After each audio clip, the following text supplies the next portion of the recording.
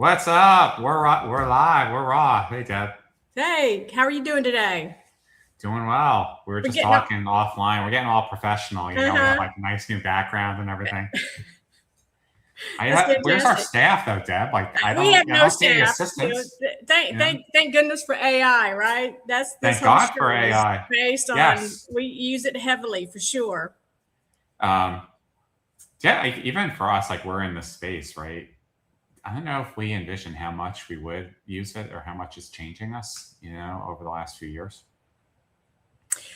I couldn't say exactly how, but I always knew that it was going to have this extraordinarily, profound effect on everything that we do. There was a post the other day, and there was a. Did you see that post about there was a CDP that now has AI agents that operate within it, and I forgot whose CDP it was, and there were all these people commenting on it, and mine was very simple: about time, right? Because I mean, if you think about the ultimate value of an agent, there's nothing more valuable than understanding the customer and bringing that customer data together in a place where it is actionable. These are words that have left our mouths since 2005, right? And now we're finally here, and AI, makes that happen. And so I thought we might talk about that, but then we were talking right before the show, and I think we want to spend some time talking about. Let's talk about the higher use case for AI. And I like the thought that the future does not belong to the marketing organization that can use AI. The future belongs to the marketing organization who can use AI to drive revenue. And again, we've said this multiple times, too many use cases of AI are simply around better, faster, cheaper. They are really are not pointed toward that revenue equation. So why don't we talk about that today? And I think a great place to start, Jeff, would be we know the number one predictor of whether or not marketing is going to drive credible revenue impact is their collaboration and their relationship with sales. So, given all the issues between sales and marketing, how can you imagine or what have you seen for how AI can help create a revenue relationship between those two teams? I mean, several ways. I think, look, first and foremost, even without AI, you have to have shared goals, right? If both groups are chasing a different path, even if you have AI, you're not working together, you're working separately. But so And, let's and, start off. and that sounds simple, but Jeff and I were working with a company out of New York a few years ago, and the sales team and the marketing team were completely not in alignment. The CMO was driving net new business, net new leads because she was told that's what she needed to do. And sales was not following up on those.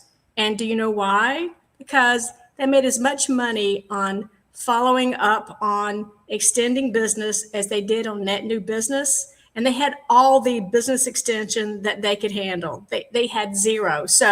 Exactly. So even if you use, let's say, AI to optimize your leads because you're getting gold on leads, and sales is using AI to Yeah, improve exactly. sales, you're still not working together. So I guess where I would start then is um, I would have AI analyze the breakdown, and make it a little bit more objective, like we've done it with ICP in the past. Like, hey, go and analyze the database.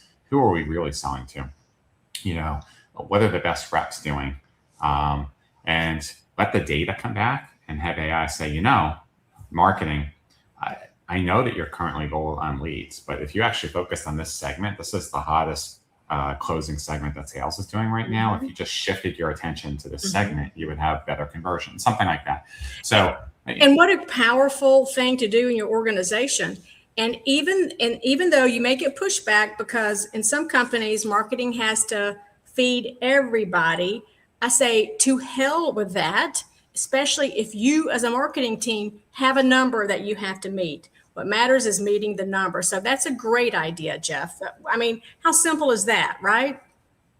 So that would be a first one. I think second one, I mean, we were just talking about this last week about marketing needing to get in the field and go on ride alongs, but at a bare minimum, are you using the transcription capabilities from virtual meetings that sales are having with customers? I mean, like sales now, whether you're using Teams or they're using Gong or some other thing to record all the sales calls, like why are, in marketing, listen to those calls, and say, hey, what can I take learn all from of this? those call transcriptions and analyze those. What are clients really asking for? Which way are they really going? What is their appetite for change? How much could you be selling them?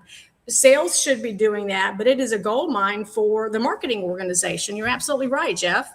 And a lot of times now when we set up meetings, there's just automatic transcription on it. Everyone is accustomed to Yes. that, especially One of the hardest challenges that marketers in almost every walk of whatever vertical have is writing in the voice of the customer. And marketers always smile and laugh because we're all guilty of it. So are you and I. We come up with our acronyms and the way that we want to talk about things, and we brand shit, because we want to try and be unique and stand out. But our customers don't talk that way at all.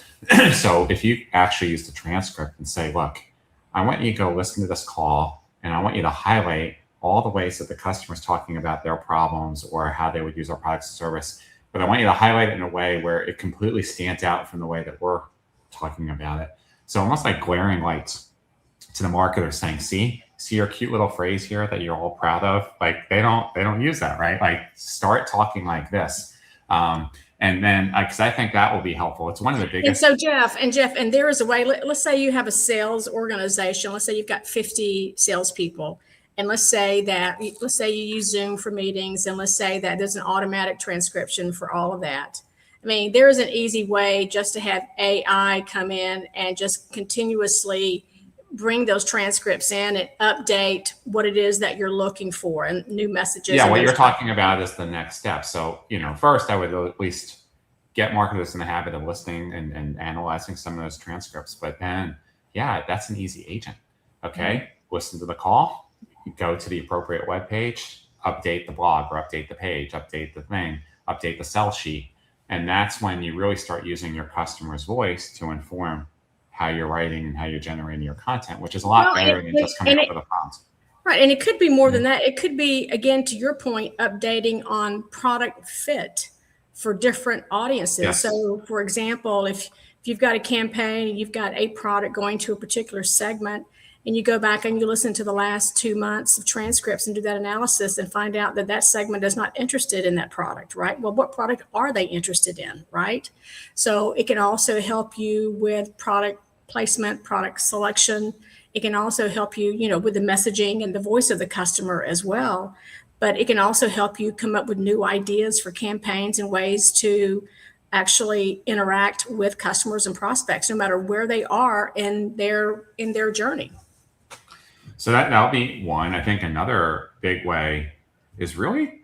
And listen, everybody listening to this is money right here. This is like the steps that we're coming up with here. This is money for you. Yeah, we're going to start charging for this shit. Exactly. Yes.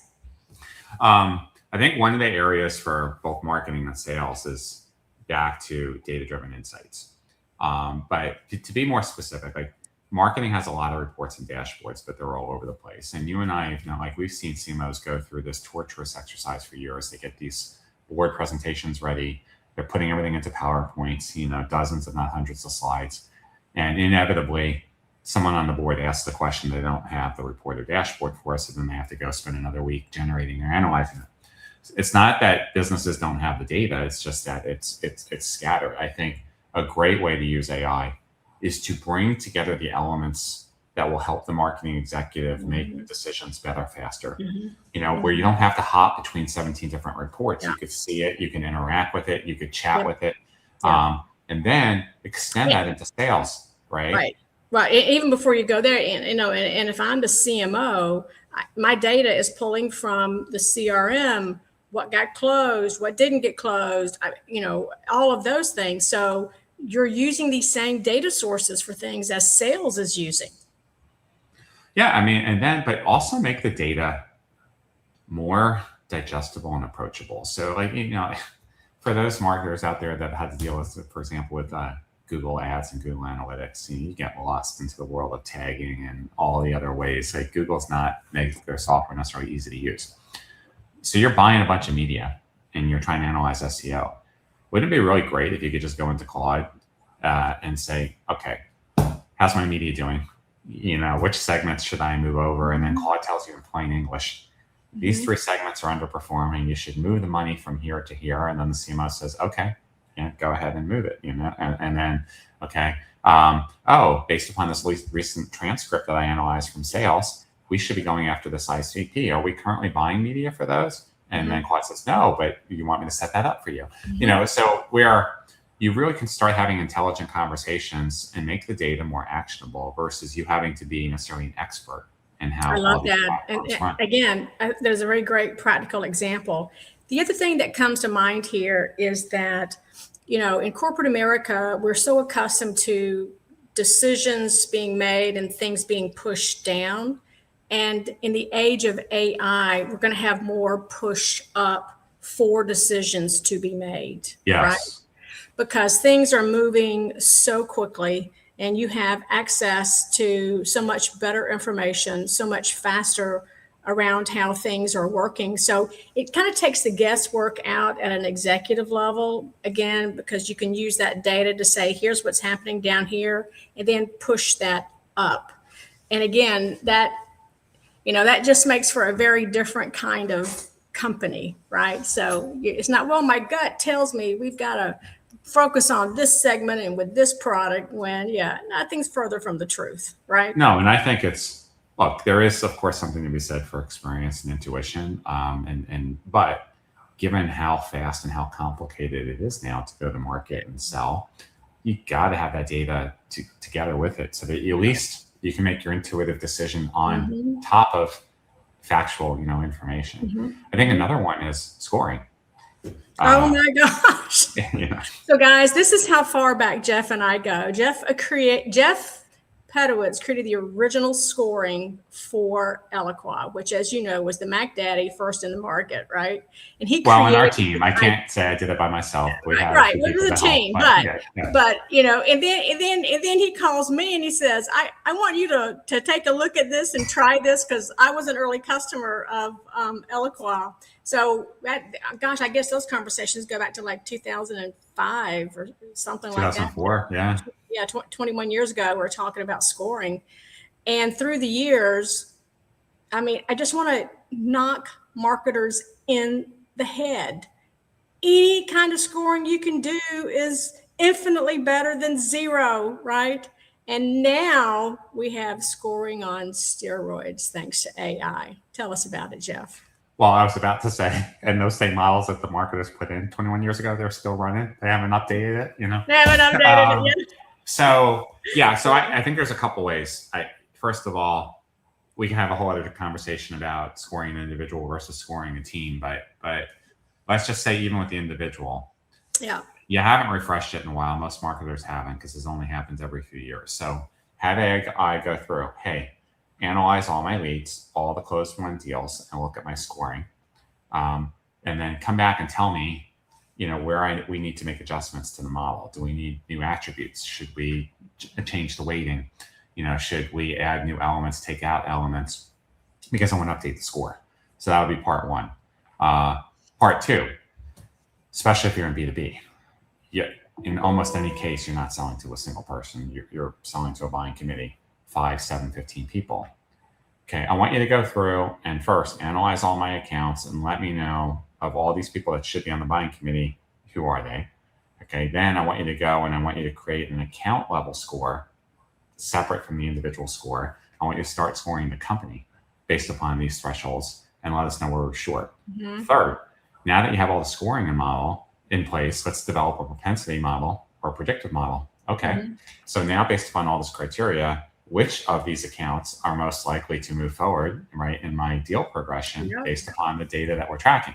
So it becomes a lot more data driven, and you can have this back and forth conversation with AI to update this information without changing any of the other underlying data. You're just reading it in a more intelligent way. So as Jeff is kind of giving you guys these ideas for things that you can do, one of the things that occurs to me, and we have talked about this in prior shows, is that marketing now needs to become an AI workflow architect, right?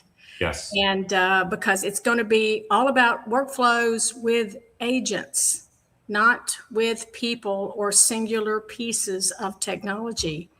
And these workflow designs will need to be adaptive because how they work, how well they work, what they can do, will continue to evolve over time. So every time Jeff talks about, well, you could just take I and you could do this and you could do that and you could do this idea of a workflow architect with agents understanding what AI can and can't do within your systems is going to be absolutely fundamental. That should probably be one of the number one jobs that your marketing ops team is looking at right now, because they are really in the best position to figure that out. So that's a great I think, and example. regardless of your role in marketing, even if you're traditionally heavily creative, you do video work, you're writing all the copy, graphic design.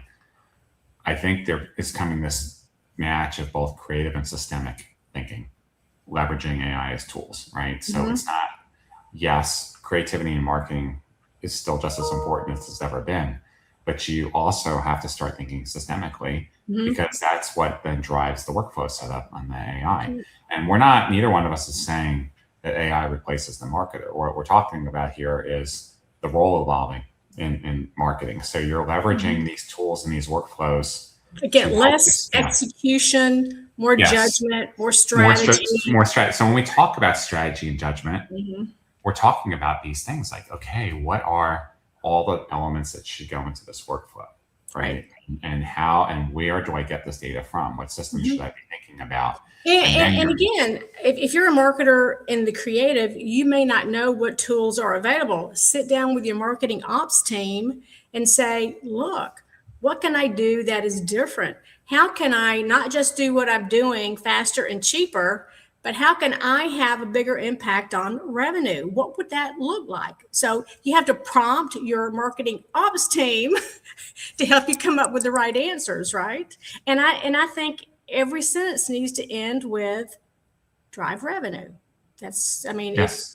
if the better, faster, cheaper, okay, been there, done that. Now it's about how can you use AI to drive more revenue? Analyzing we should do a little white paper based on this, because this is fantastic. These are just like immediate ideas for ways that marketers can actually use AI to improve revenue, credible revenue.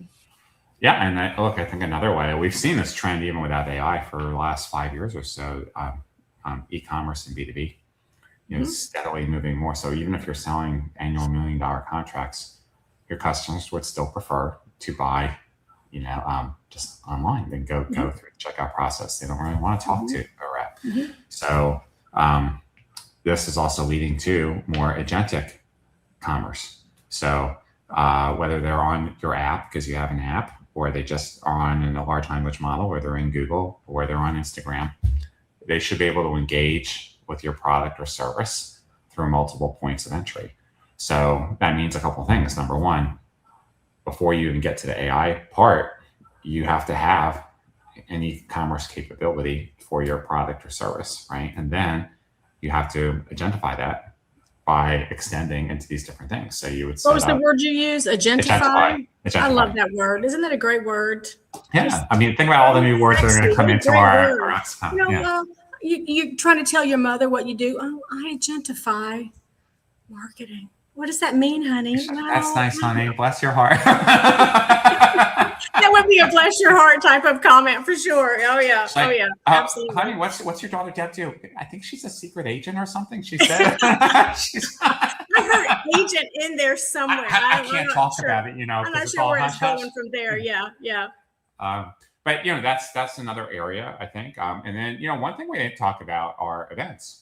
And we don't actually, you and I don't spend a lot of time talking about events, which are making a huge resurgence. Huge comeback. Yes, they are. Because look, we are all social creatures, pandemic aside, working from home aside, people like to get out and socialize and see people. So how would you use AI at an event? Multiple ways. Just think about the offload of execution, right? And again, we've talked about AI, in this first phase, it's really taking off the execution work from marketers. And there's so much execution that has to happen. but a lot of judgment, a lot of strategy, a lot of make sure we don't go down the rabbit hole, once we get there. So lots of ways to use AI. What have you Yeah. seen? So I mean, from the logistics side of people, okay, I have to make sure things get from point A to point B and standing at a booth, but you can have an AI-driven kiosk at your booth. You could be using it to generate content for both before and after. You can analyze the trade show floor, the hotel, the makeup of the audience, and then you can interact with it to optimize a better in-show experience. So there's a lot more things that can be done with it. If you could have somebody swipe your badge, and then you could have somebody start talking to your prospect at your booth, say, well, Debbie, well, we haven't seen you in a while. We were doing business with you 3 years ago. What happened? We'd love to catch you. And, it's just all voice activated, and it's right there. Like, I know you. Yeah, and look, I mean, the future is here now. I don't know if you've gone shopping at a Kroger or like Whole Foods. They now have the robots, right, that are up and down the aisle that you can interact with and ask, like, what's in stock or where will I find an item. We don't have a Kroger or a Whole Foods in Pensacola, Florida. Well, I always knew you lived down in the boondocks. I know. We live in the boonies. We are getting a Costco. Wow. Okay, so you've arrived. But do you have a McDonald's? You have McDonald's, though, right? At least. Yes. Civilization and a Starbucks, There's civilization and there's a Starbucks. Yes. Starbucks. Yes, okay, so you're okay. Yeah. But I mean, and it's coming, right? So within a few years, these robots are going to become more humanoid, more accessible. And again, not a replacement for a person, but at certain points can help facilitate a different type of experience. And again, you can keep it authentic and warm and welcoming, and because you don't want to be like creepy, right? With the information that you have about people, you just want to have it with. You just want a good experience. Like I know for many years while we were doing trade shows, we were at a trade show and we had all these customers coming by to visit, and we're huggers at the Pedowitz group. It's the Southern thing. It's not the Jersey thing. And then at some point the booth next door says, wow, all your customers like hug you guys. Our customers don't hug us. So we'll send them over a robot. They can hug the robot. Yeah, exactly. Well, what I was thinking of though is, but when you're at a show and a bunch of people come up at once, and then you're trying to quickly, okay, you want to have a conversation. They qualify, they're not qualified. Oh, I got to spin to this. I don't want to ignore this other person. I think they could act as an additional concierge, right? They could go out, they could greet people. Hi, we're going to get you to a live person just in a moment. Oh my God, Jeff, we've got to get a robot. How cool would that be? And then when you scan a badge, they can have a conversation with you based on how we've done business together before, your LinkedIn profile, where you're working right now, your title. I mean, just like freaking everything. How cool would that be? Jeff, Deb, can I talk to you? Not talk to my robot. No. That's like, yeah. Oh my gosh, that would be, and I'm sure somebody's doing that somewhere. Somebody with more money than we have right now, but still. Yeah, but again, but these are just. And what a unique, and it would be kind of a fun and unique thing too, right? And again, you don't want to be creepy about it, but I mean, there's just so many ways that I sound like a kindergarten teacher right now. You're only limited by your imagination when it comes to how you can use AI. I mean, you truly are. And we've said this before. Just remember this: like today is the worst AI will ever be. Like we're the stupidest. Today. That's right. It keeps getting better every day, every week. So just open up the throttle and start pushing yourself and your team to be using AI beyond just doing prompting and basic content generation. And leave with the question, how can AI help us impact revenue? And we've given you like at least 10 things that you can do in this call right here. And that would be a great longer post if we don't do a just boom, boom, boom, boom, boom, ideas, right? For how do you go from cheaper to driving revenue with AI? I love that idea. Yeah, to be continued. To be continued. That's same right. Same time, same bad channel. All right, everybody. Have a happy 4th of July. We'll see you guys next week. Happy 4th to everybody. Bye-bye. Bye-bye.